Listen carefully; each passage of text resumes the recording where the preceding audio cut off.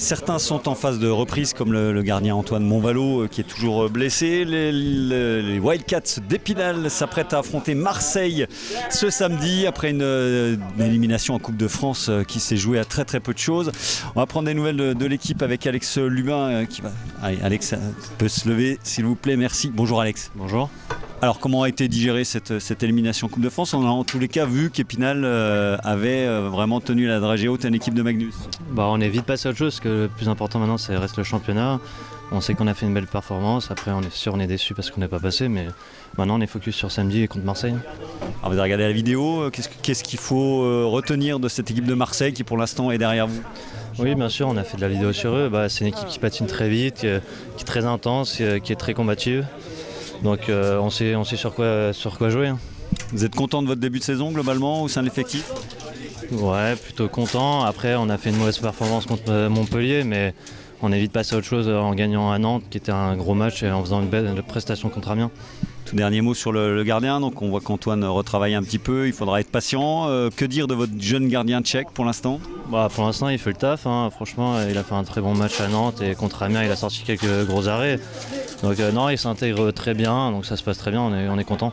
Bon, donc c'est un bon match demain, il faut démarrer fort demain, c'est l'idée? Ah ouais, démarrer fort comme contre Nantes et contre Amiens, c'est le même objectif. Merci Alex, bon match. On va aller vers Nico Martin qui est dans le coin, on va aller le retrouver. Tiens, il est juste à l'entrée du vestiaire, prendre des nouvelles de cet effectif qui s'apprête à faire la photo officielle. C'est aujourd'hui photo officielle pour les Wildcats. Bonjour Nicolas. Bonjour.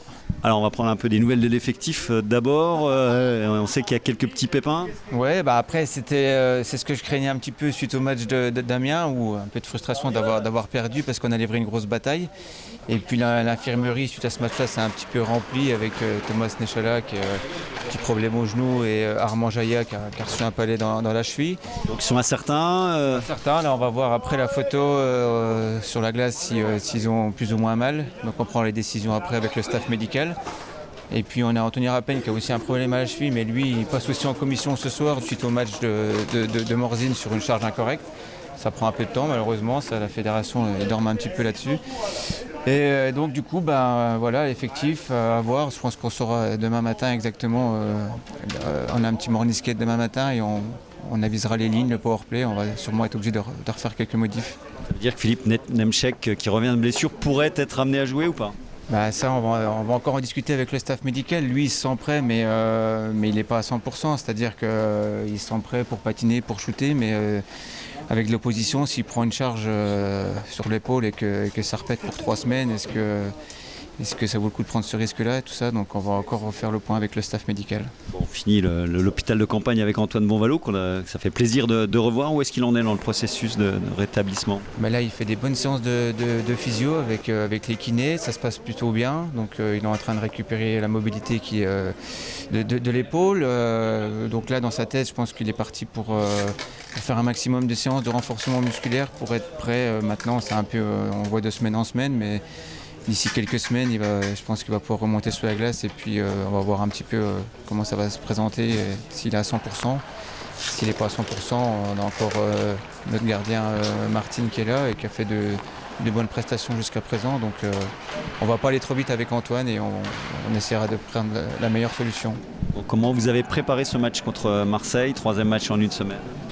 Déjà on a essayé de bien récupérer après le match d'Amiens et puis là on vient de finir une grosse séance de vidéo et l'équipe de Marseille on la connaît, l'année dernière ça a été 2 matchs compliqués où ça s'est fini en prolongation, une fois ça a tombé pour nous chez eux et la première à domicile c'était pour eux, donc voilà on s'attend à un match dur. Maintenant, nous, à notre habitude, chez nous, il faut qu'on prenne le match en compte et qu'on démarre le match comme on a pu le faire à Nantes et aussi contre Amiens. Je pense que c'est un peu des matchs références où il faut qu'on se dise qu'on est capable de faire des belles choses quand on est tous solidaires et qu'on est tous ensemble pour le même objectif.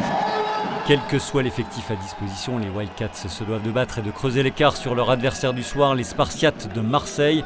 Premier face-off à 18h à la patinoire de Poisson-Pré, un match à vivre comme d'habitude en direct sur notre chaîne ou en différé plus tard dans la soirée.